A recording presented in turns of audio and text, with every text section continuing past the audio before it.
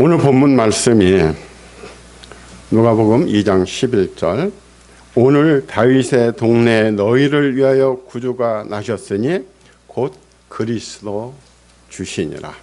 우리가 여기에서 눈여겨볼 것이 있습니다. 누구를 위하여?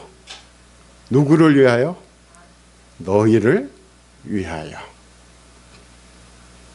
누가 나셨다고요? 누가? 구주가 나셨어요. 곧 그리스도 주시니라. 하나님이 보내신 바로 구주라는 거죠. 오늘은 제가 여러분에게 아주 단순하고 좀 쉬운 설교를 좀 해드리겠습니다. 사실 우리가 예수님은 누구신가? 아니, 우리 예수님 다 알잖아요. 그런데 갑자기 예수님은 누구신가? 우리 다 알고 있어요. 그리고 왜 예수님이 이 땅에 오셨지? 이거는 조금 좀 알까리 할 겁니다. 조금 이해가 좀 어려울 수도 있어요. 물론 쉽죠. 우리를 구속하시기 위해서 왔다는 거. 여러분들이 우리 예수님을 믿습니다. 그런데 사람들이 여러분에게 물어봅니다. 예수님이 누구시죠? 예수님이 누구예요? 예수님에 대해서 소개를 좀 해주세요. 이럴 때 혹시 내 마음이 떨리고 그리고 뜨끔해지고 갈팡질팡해지거나 이런 적은 없으세요? 그런 질문을 받아본 적이 있으세요? 그런 질문을 받았을 때 우리가 예수님을 믿는 우리는 명확하게 설명을 해줘야 되는 겁니다. 청춘 남녀들이 서로 소개를 받을 때 제일 궁금한 게 뭘까요? 상대방의 스펙입니다. 그 사람이 어떤 사람이냐, 이것이 가장 궁금한 겁니다. 그런 것처럼 세상 사람들이 우리에게 예수님이 누구세요? 하고 물을 때 우리는 예수님에 대해서 명확하게 우리가 얘기를 해줘야 된다는 겁니다. 우리가 어떻게 소개를 해야 될까요? 우리가 소개를 하기 위해서는 우리가 중요한 것은 예수님에 대해서 알아야 된다는 겁니다. 아니, 예수님을 알아야 된다는 겁니다. 그러기 위해서는 우리가 하나님을 알아야 되는 거죠. 왜? 삼위일체 동등한 하나님이시니까. 출애굽기 3장에서 보면은 하나님이 스스로를 소개를 하셔요. 모세한테. 너희 조상의 하나님이다. 여호와 곧 아브라함의 하나님, 이삭의 하나님, 야곱의 하나님이다. 이렇게 하나님 자신을 소개를 하고 계세요. 그러면서 어떻게 이스라엘 민족에 가서 설명을 해야 됩니까? 할 때 나는 스스로 존재하는 자다.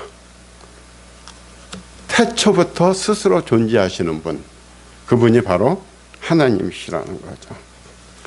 근데 하나님을 모르기 때문에 하나님을 모르는 사람들은 엄청난 화를 당합니다.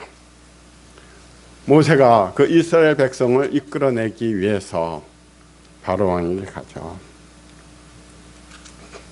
그런데 이 출애굽 5장 2절에 보면은 여호와가 누구이기에 내가 그의 목소리를 듣고 이스라엘을 내보내겠느냐? 나는 여호와를 알지 못하니 이스라엘을 보내지 아니하리라. 왜? 하나님을 모르니까요. 하나님이 어떤 분인지를 모르니까 나 너희들 못 보낸다는 거죠. 너희 하나님이 난 몰라. 너희들은 이 땅에서 계속 노예 생활을 해야 돼. 안 보내줍니다.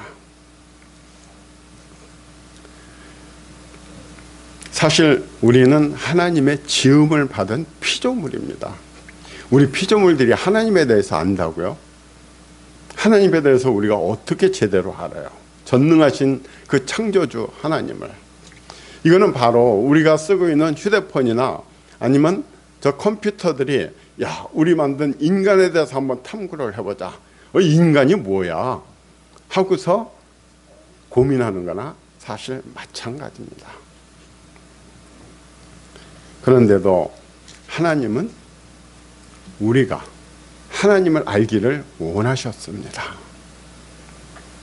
잠언 9장 10절에 보게 되면은 이렇게 기록되어 있습니다. 여호와를 경외하는 것이 지혜의 근본이요, 거룩한 자를 아는 것이 명철이니라. 너희들 명철? 그거는 인간의 두뇌로서 그 수준을 얘기하는 게 아니야. 바로 나를 아는 것이 바로 그게 명철이야. 하나님은 우리가 하나님을 알기를 원하시는 겁니다. 애굽 왕은 하나님을 몰랐어요. 그래서 요셉이 누군지를 모르는 새 왕이 나와서 그 노예들을 보내지를 않죠. 그래서 10가지 재앙을 당하게 되는 겁니다. 나일 강물이 피로 변하고, 개우리가 나타나고, 이가 나타나고, 암흑이 휩쓸고, 나중에는 결국은 이 세상에 처음 태어난 장자, 동물이건 사람이건 처음 태어난 장자들이 죽고 난 후에서야 그 두려움에서 그 이스라엘 민족들을 보내게 되는 거죠. 그런데 그 10가지 재앙에 나오는 그 사건 하나들 속에는요, 그것이 바로 그 애굽의 우상이었습니다. 그 애굽의 우상으로서 이름이 다 있어요. 그 우상들을 하나하나씩 진멸하는 그런 모습을 하나님은 보여주셨던 겁니다. 우리가 다니엘서를 보게 되면은 6장 26절에 이렇게 되어 있습니다. 내가 이제 조서를 내리노라. 내 나라 관할 아래에 있는 사람들은 다 다니엘의 하나님 앞에서 떨며 두려워할지니. 누구의 하나님? 다니엘의 하나님. 다리오 왕의 하나님이 아니에요. 다니엘의 하나님. 그는 살아계시는 하나님이시요 영원히 변하지 않으실 이시며 그의 나라는 멸망하지 아니할 것이요 그의 권세는 무궁할 것이며. 27절에는 그는 구원도 하시며 건져내기도 하시며 하늘에서든지 땅에서든지 이적과 기사를 행하시는 이로써 다니엘을 구원하여 사자의 입에서 벗어나게 하셨음이라 하였더라. 비록 다리오 왕의 하나님은 아니었지만은 이 다리오 왕은 그 다니엘의 하나님을 알았던 겁니다. 그래서 만천하의 공포를 하는 겁니다. 다니엘의 하나님 앞에 떨며 두려워하라. 그는 전능하신 분이다. 정말 대단한 거죠. 우리가 보면은 이 신앙이 참 잘하지를 못하는 사람들이 있어요. 항상 거기 그 수준에. 우리는 신앙이 성장해야 돼요. 그리고 성숙해야 됩니다. 익어가야 돼요. 그런데 잘하지를 못해요. 그것이 바로 무엇 때문에 그럴까요? 사실 그 원인은 우리가 하나님을 모르기 때문에 그 신앙이 성장하지 않는 겁니다.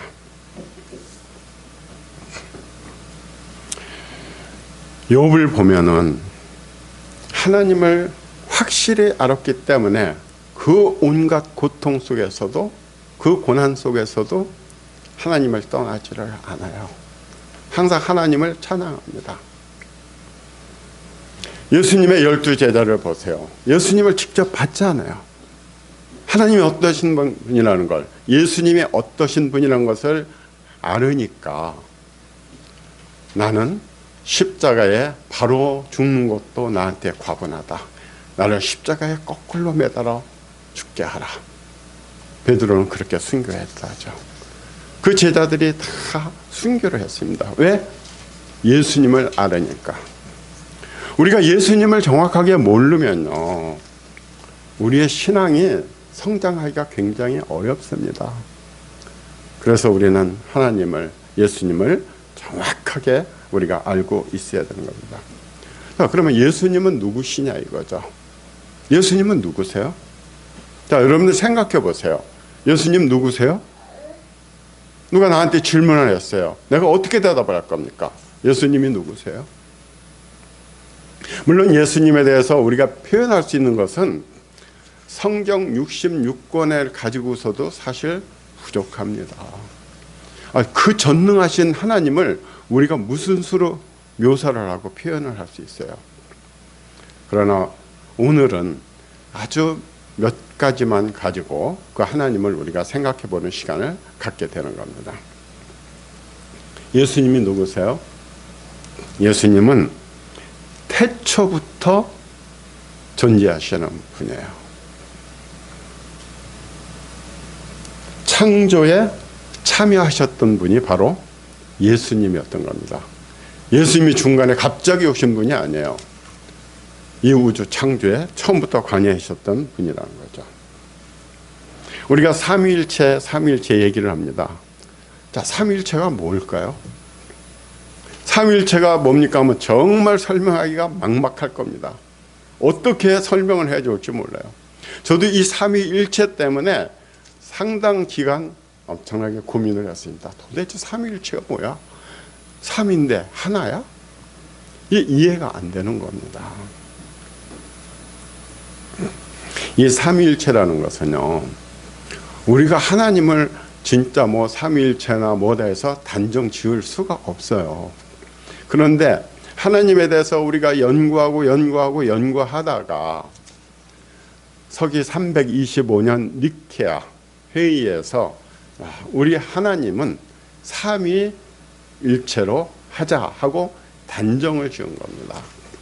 그 전까지 삼위일체 하나님이 아니다 하고 엄청난 반대 의견도 많습니다.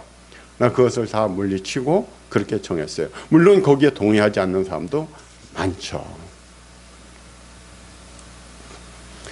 이 삼위일체라는 것은요, 쉽게 얘기하면은 여호와 하나님은 예수님이 아니다. 성령님도 아니다. 예수님은 여호와 하나님도 아니다. 성령님도 아니다. 성령님은 여호와 하나님도 아니고 예수님도 아니다.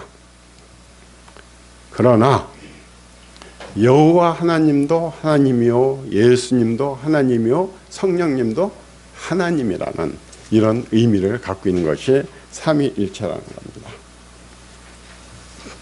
창세기 1장 26절에 보게 되면요, 하나님이 이르시되 우리의 형상을 따라 우리의 모양대로 우리가 사람을 만들고 그들로 바다의 물고기와 하늘의 새와 가축과 온 땅에 기는 모든 것을 다스리게 하자 하시고. 누가? 우리가. 이 성경은요 참 오묘합니다. 하나님이 내가 그것을 만들겠다고 하지 않으셨어요. 우리가 복수를 쓰신 거예요. 그때부터 하나님, 예수님, 성령님은 계셨기 때문에 복수를 표현을 하신 겁니다. 성경은 1.1획도 틀리지를 않습니다. 자, 제가 한번 여러분께 여쭤보겠습니다. 자, 우리가 부부로 살죠. 가정을 이루면서. 그럼 부부는 하나입니까? 둘입니까? 하나요? 하나 맞아요? 부부 둘 아니에요? 네. 이게 조금 생각하게 하는 거죠. 부부? 둘 아니야? 둘? 그런데 부부는 하나예요. 하나. 부부. 남자와 여자가 만나서 하나가 되는 거. 이것이 바로 부부입니다. 그렇기 때문에 하나예요. 그걸 우리가 착각해서는 안 됩니다. 그런데 그 부부, 하나의 부부 안에는 몇 사람이 들어있어요? 두 사람 들어있죠. 남편과 아내. 우리가 그런 개념으로 이해를 하시면 조금 쉽게 이해가 될 겁니다. 이제 좀 이해가 되십니까? 네. 여러분들이 이런 그 삼위일체 개념을 명확하게 이해하시기를 축원합니다. 그 다음에는 누구냐? 하나님의 아들이라는 거죠. 하나님의 아들. 아버지. 하나님은 여호와 하나님이셔요. 아들은 예수님이십니다. 여호와 아버지 하나님과 예수님과의 명확한 여러분들이 그 구분을 하시기를 축원합니다. 마태복음 신약에 한번 볼까요? 마태복음 17장 3장 17절에 보면은 하늘로부터 소리가 있어 말씀하시되 이는 내 사랑하는 아들이요 내 기뻐하는 자라 하시니라. 누구라고요? 내가 사랑하는 누구? 아들. 하나님이 사랑하시는 아들이에요. 예수님 명확하게 말씀을 해 주셨습니다. 누가복음 23장 34절에도 보면은 이에 예수께서 이르시되 아버지 저들을 사하여 주옵소서. 예수님이 누구라고 불렀어요? 아버지라고 그랬어요. 하나님을 아버지. 아버지. 우리가 어릴 때 자랄 때 우리의 아버지를 아버지라고 불렀잖아요. 그처럼 아버지.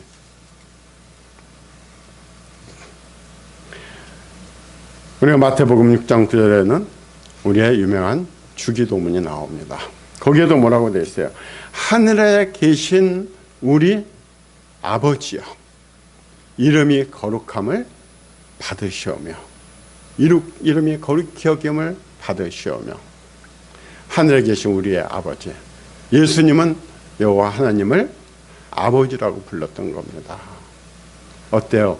이제 예수님이 하나님의 아들이라는 것이 명확하게 이제 잡히죠. 이것을 확실히 알으셔야 되는 겁니다. 그리고 예수님은 탄생이 예언되신 분이에요.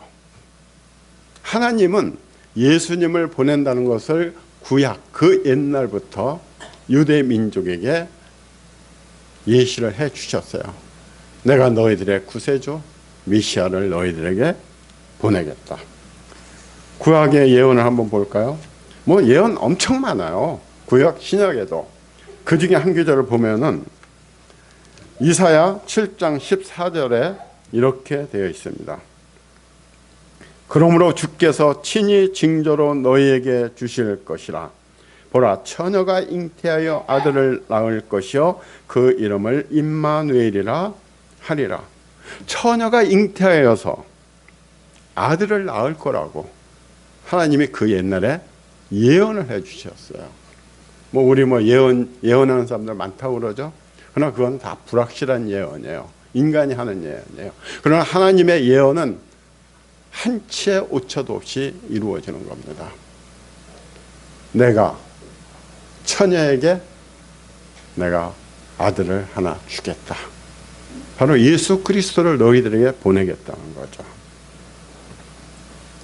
신약에도 보면은 누가복음 1장 30절에 보라 내가 잉태하여 아들을 낳으리니 그 이름을 예수라 하라.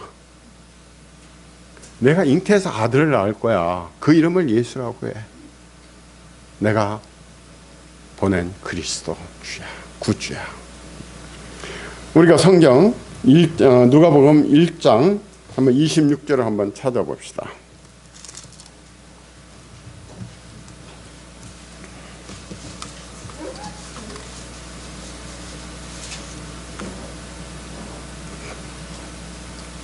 누가복음 1장 26절 페이지 86페이지입니다. 거기에 보면은 26절에 보면 여섯째 달에 천사 가브리엘이 하나님의 보내심을 받아 갈릴리의 나사렛이란 동네에 가서 이 가브리엘은 하나님의 뜻을 전하는 천사장입니다. 우리가 대천사 또는 천사장 이렇게 불러요. 근데 이 천사장은 우리가 모르는 하나님에 대해서 모르는 천국에 대해서 우리가 연구를 하니까 어떤 연구자들은 10명이라고도 해요. 그리고 4명이라고도 하고 또 3명이라고도 하고 통일되지 않아요. 왜? 우리가 그 세계를 눈으로 보는 게 아니거든요.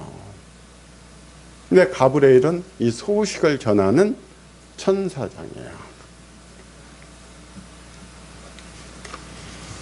우리가 미가엘 천사장이라고 그러죠. 미가엘은 전쟁의 천사라고 합니다. 전쟁을 주도해 나가는 천사장을 우리가 미가엘이라고 해서 전쟁할 때는 미가엘이 나와요. 그리고 찬양을 완전히 책임지던 천사장이 누구냐면 루시퍼예요. 루시퍼. 그런데 이 루시퍼가 타락을 해가지고 자기도 하나님같이 되려고 해가지고서 하나님 앞에 모반을 꾀하는 겁니다. 그래서 지금 그 찬양을 담당하는 천사장은 지금 공석이래요. 공석. 뭐 그렇게 얘기들 하고 있어요. 우리가 본 거 아니에요. 바로 이런 천사장들이 있는데 바로 이 가브리엘이 와서 전해주는 겁니다. 처녀 마리아에게 와서 그렇게 얘기를 하죠. 28절에 보면은 은혜를 받은 자여 평안할지어다 주께서 너와 함께 하시도다. 이 처녀 마리아에게 그 말을 듣고서 이런 인사가 어쩜인가, 나한테 웬 천사장이 오셔가지고 나한테 이런 인사를 하지? 우리가 그런 얘기를 우리 젊은 여성들이 들었다면요 진짜 깜짝 놀랄 거 아니에요. 이게 무슨 얘기야? 무슨 말이야? 천사가 이르되 마리아여 무서워하지 말라. 내가 하나님께 은혜를 입었느니라. 보라 내가 잉태하여 아들을 낳으리니 그 이름을 예수라 하라. 그 처녀에게 찾아와서 내가 아들을 낳을 거야. 이름을 예수라고 지어라. 그는 지극히 큰 자가 되고 지극히 높으신 이의 아들이라 일컬어질 것이요 하나님께서 그 조상 다윗의 왕위를 그에게 주실 것이다. 영원히 야곱의 집을 왕으로 다스릴 것이며 그 나라가 무궁하리라 하니까 마리아가 뭐라 그래요? 나는 남자를 알지 못합니다. 나는 결혼 안 했습니다. 그런데 어떻게 나에게 아들이 생길 수가 있습니까? 아니 우주를 만드신 분, 우리 인간을 만드신 하나님이 그런 일을 못 하시겠어요? 많은 사람들이 이 머리가 좋다는 사람들이 과학자들이 어떻게 결혼도 안 했는데 애를 낳을 수 있어? 이해가 안 되는 겁니다. 그것이. 그럼 우리를 어떻게 만드셨어요? 전능하신 하나님이 하신 겁니다. 우리는 지금 컴퓨터도 만들고 휴대폰도 만들고 지금 로봇도 만들잖아요. 옛날에는 꿈이나 꿨습니까? 그러나 우리는 그런 일을 하고 있는 겁니다. 그래서 우리가 예수님은 누구신가? 태초부터 계신 창조에 관여하신 분이요 하나님의 아들이고 탄생이 예언되셨던 분이라는 걸 우리가 알아야 되는 겁니다. 그러면 예수님이 왜 오셨을까요? 왜? 무엇 때문에 이 세상에 오셨어요? 오늘 읽은 본문 성경, 오늘 다윗의 동네에 너희를 위하여 구주가 나셨으니 곧 그리스도 주시니라. 한마디로 얘기해서 구세주가 되시기 위해서 오셨다는 겁니다. 너희를 위해서, 죽을 수밖에 없는 너희들을 죄를 사하여 주기 위해서 내가 왔다는 거죠. 그 예수를 너희에게 보내셨다는 거예요. 이 한마디로 간결하게 우리가 요약할 수가 있는 겁니다. 많은 사람들이 이 성경을 어떻게라는 이런 개념을 가지고 풀려고 그래요. 어떻게 예수님이 그냥 그렇게 올 수가 있어? 어떻게 그 애굽 병사들을 전부 다 죽일 수 있을 정도로 바다를 갈릴 수가 있어? 어떻게? 이건 우리로서는 해결할 수가 없습니다. 우리 머리, 이 조그만 머리 하나뿐이에요. 인간이 아무리 똑똑하다고 그래도 이 대우주에 대해서 우리가 설명할 수가 없습니다. 지구가 태양을 두는 것도 우리가 원심력으로 돈다고 그러죠. 구심력 가지고 끌어당긴다고 그러죠. 어떻게 정확하게 1분 1초도 안 틀리도록 정확한 주기를 가지고 돌고 있고, 자전도 어떻게 그렇게 몰라요. 그냥 과학자들은 옛날에 어떤 힘이 있어서 그렇게 시작했어. 이게 과학자들의 답이에요. 우리가 어떻게는 우리의 능력 밖이에요. 우리가 따져봐야 될 것은 왜 오셨느냐 이거죠. Why? 그거는 그 아빠하고 딸하고 꼬마하고 얘기를 하는데, 아빠가 뭐라고만 하면은 딸이 why? 또 뭐라고 대답하면 why? 오늘 학교 가야 돼 그러면 why? 가서 공부를 해야 돼 그러면 why? 네가 나중에 커서 훌륭한 사람이 되잖아. why? 왜? 하나님의 역사는 우리가 why? 왜? 이걸로 우리가 풀어나가야 되는 겁니다. 자, 우리 예수님은 우리의 구세주로 오셨어요. 왜 오셨냐? 율법을 완성시키기 위해서 오셨던 겁니다. 하나님은 이스라엘 민족을 출애굽시키고서는 십계명을 주셨어요. 그래서 나 외에는 다른 신을 섬기지 말라, 우상을 섬기지 말라, 여호와의 이름을 망령되이 일컫지 말라, 안식일을 지켜라, 부모를 공경하라, 뭐 해서 10가지를 줬지만 그 10가지 다 지킬 수 있는 사람이 있습니까? 없어요. 지킬 수가 없어요. 우리 인간은 끊임없이 죄를 짓고 있습니다. 아무리 깨끗하다고 해도 나 죄 없어 할 수 있는 사람이 없어요. 그래서 예수님이 가늠한 여자를 데리고 왔을 때 너희 중에 죄 없는 자가 먼저 돌로 쳐라. 누가 칠 수 있겠어요? 지금 우리가 메모리를 만들고 우리가 삼성에서 그 일을 하는데, 우리가 여러분들이 잘 아시다시피 불소, 우리가 일본과의 관계가 나빠지니까 갑자기 일본에서 불소를 끊었잖아요. 그래서 한동안 힘들었잖아요. 그 불소를요, 지금 우리가 대체품으로 만들었는데요, 어떻게 했느냐, 99.999% 이게 감이 잘 안 잡히죠. 10만 분의 1의 나쁜 거, 10만 개 중에 하나. 근데 일본에서 들여오던 거는요, 그 뒤에 11개, 9가 11개로 나갑니다. 그러니까 우리나라 만드는 이 불소는 100만 개 중에 하나 불량품이요. 그런데 일본에서 만드는 것은 100억 개 중에 하나가 불량이에요. 그러니 거의 순전한 거죠. 깨끗한 거죠. 하나님과 우리 사이도 같은 이치입니다. 하나님은 거룩하신 분이에요. 죄를 모르시는 분이에요. 거기에 우리가 하나님 앞에 죄인이 서겠다고요? 어불성설입니다. 하나님은 결코 인정하지 않으셔요. 너희들이 순결하고 깨끗해야 돼. 그래야 나를 볼 수 있어. 바로 이렇게 죄 많은 불순물이 잔뜩 있는 우리를 깨끗하게 하시기 위해서 우리 예수님이 오셨던 겁니다. 그럼 어떻게 해서 깨끗하게 할 수 있느냐? 어떻게?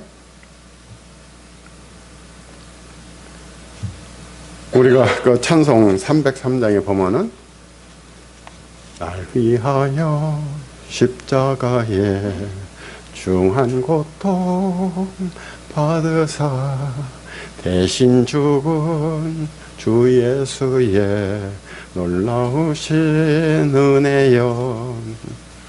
예수님이 나를 위해서 대신 죽으심으로 인해서 너희들이 죽을 수밖에 없지만 내가 대신 죽을 거야. 내가 대신 죽겠어. 그러면 너희들은 그 죽음에서 해방될 수 있어. 자, 우리가 빚을 졌어요. 빚을 졌는데 다른 사람이 갚아줬어요. 그럼 빚 있습니까? 없습니까? 없죠. 연예인들 중에서도 보면 남편이 그냥 빚을 잔뜩 져놨는데 그 가수가 열심히 일해서 빚을 다 갚아주잖아요. 그럼 빚 없어지는 겁니다. 우리 기독교와 이 불교의 차이가요, 보면은 참 저는요, 불교 종교로서 전 존중해요.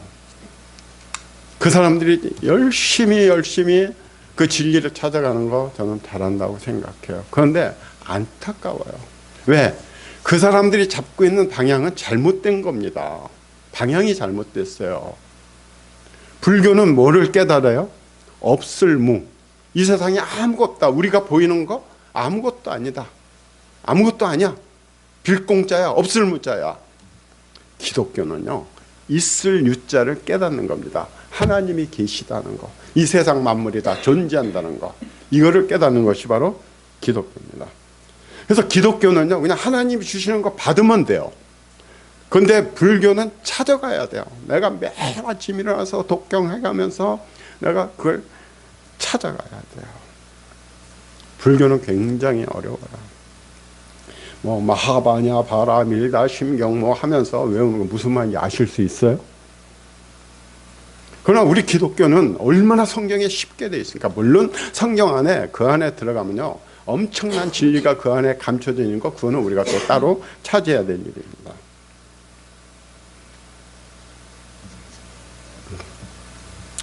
우리는 진짜 제대로 된 길을 찾아가야 돼요. 그래서 저는 우리 스님들을 보게 되면요, 참 안타까워요. 거기에는 창조주가 없어요. 그냥 거기는 죽으면 그걸로 끝이에요. 무, 허공. 안타깝죠.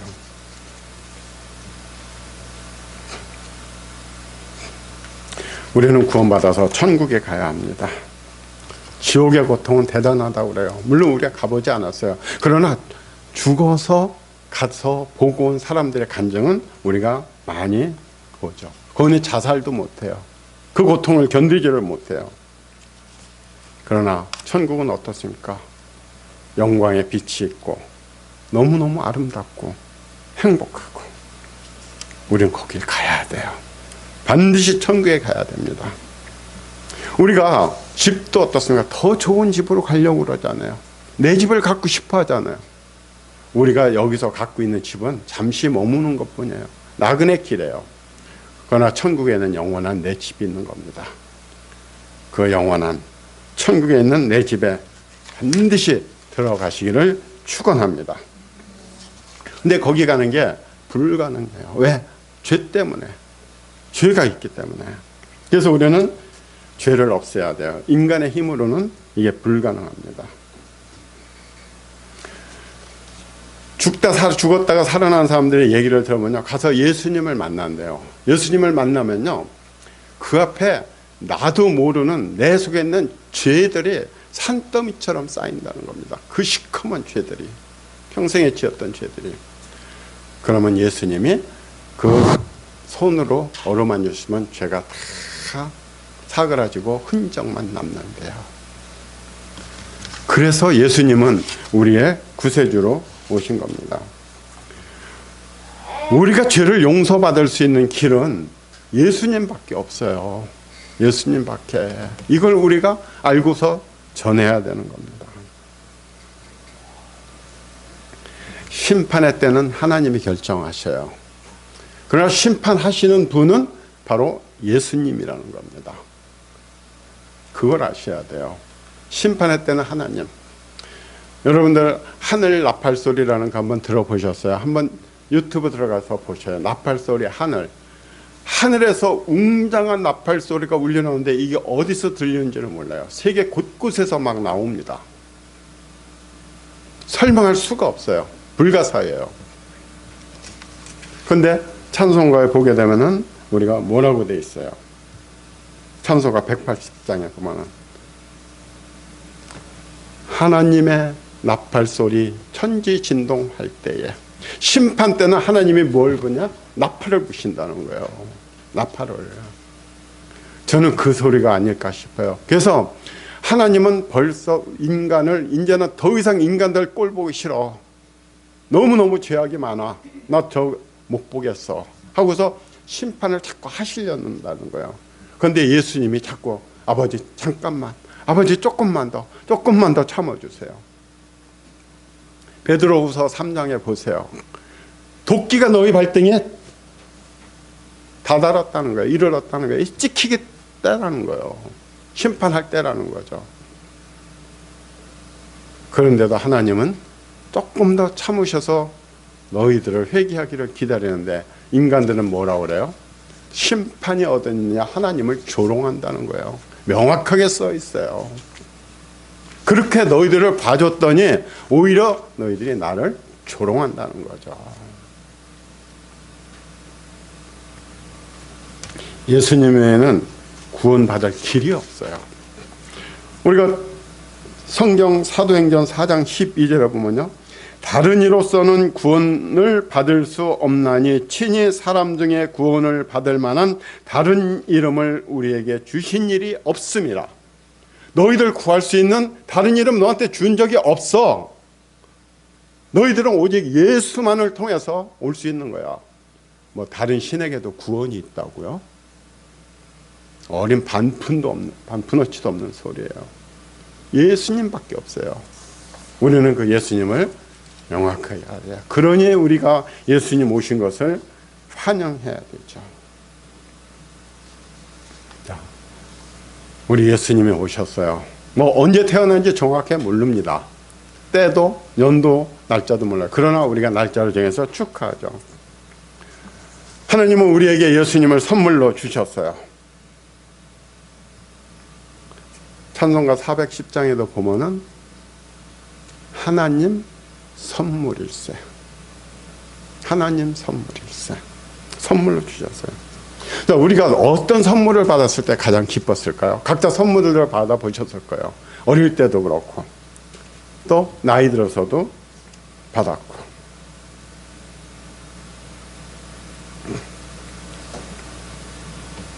우리는 인생을 살면서 두려움에 사실 떠온 때가 한두 번이 아닙니다. 우리는 항상 든든한, 우리가 옆에 동반자가 있어야 돼요. 그 든든한 역할을 해주셨던 분이 누구였죠? 우리가 클 때 아버지하고 어머니였어요. 우리 어른이 됐어요. 이제 누가 그 역할을 해줘요?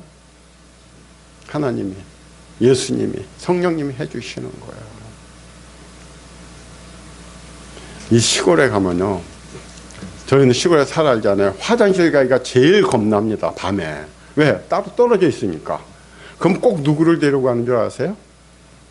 아버지는 잘 안 가요. 그냥 엄마. 그럼 엄마는 가요. 엄마가 가서 화장실 보면서 엄마 하고 불러요. 있나 없나. 그런 거 경험해 보셨죠? 엄마 하고 불러서 대답하면 안심하고. 우리가 그 두려움 속에서 우리가 살고 있죠. 우리 부부간에도 사실 사람은 서로 든든하잖아요. 한 사람이 아파서 누워 있어도 없는 것보다는 낫다고 그러잖아요. 근데 요즘에는 아프면 빨리 안 가고 뭐해? 이런 세대가 됐지만은 옛날에는 그래도 아파도 알아 누워 있어도 있으면 든든하고 했어요. 전능자가 하나님의 아들이 우리의 든든한 친구입니다. 우리가 친구가 오셨어요. 나한테 선물로 주셨어요. 내가 두려울 게 뭐가 있어요? 우리가 할 일은 뭘까요? 찬송가 94장에 그랬죠. 주 예수보다도 귀한 것은 없네. 최고의 선물을 우리가 받았어요. 뭐가 더 필요하겠어요? 다이아몬드, 금, 명예, 권력? 예수님이 나한테 오신 겁니다. 선물로 받으신 거예요. 우리는 어떻게 해야 돼요? 기뻐하고 즐거워해야 되죠. 가정에 아기가 태어났어요. 얼마나 기쁩니까? 돌을 맞았어요. 얼마나 기쁩니까? 생일을 맞았어요. 얼마나 기쁩니까? 막 축하해 주느라고 막 난리잖아요. 우리 예수님 오신 것을 진짜 기뻐하고 즐거워해야 됩니다. 왜? 내가 영원한 천국으로 갈 수 있는 구세주로 나한테 선물로 오셨으니까. 예수님을 구세주로 영접하셔야 돼요. 엊그제 여기 쌀 한 포가 선물로 또 모르는 교인한테서 왔어요. 근데 그 내용을 보니까요, 그 아버지가 예수님을 영접하지 않다가 드디어 예수님을 영접하고 첫 헌금 드린 걸, 그거를 감사해서 이 주위에 작은 교회를 찾다가 저희 교회를 찾아서 그랬어요. 받았어요. 예수님을 영접하신 겁니다. 우리는 예수님을 받아들여야 됩니다. 찬양해야 됩니다. 그리고 우리가 전파해야 돼요. 그 기쁜 소식을, 그 하나님의 섭리를 우리가 전해야 되는 겁니다. 우리 예수님의 생일이에요. 우리 기뻐해야 됩니다. 즐거워해야 됩니다. 축하해야 됩니다. 오늘 다윗이 동네에 너희를 위하여 구주가 나셨으니 곧 그리스도 주시니라. 찬송가 126장 126장 한번 1절만 볼까요?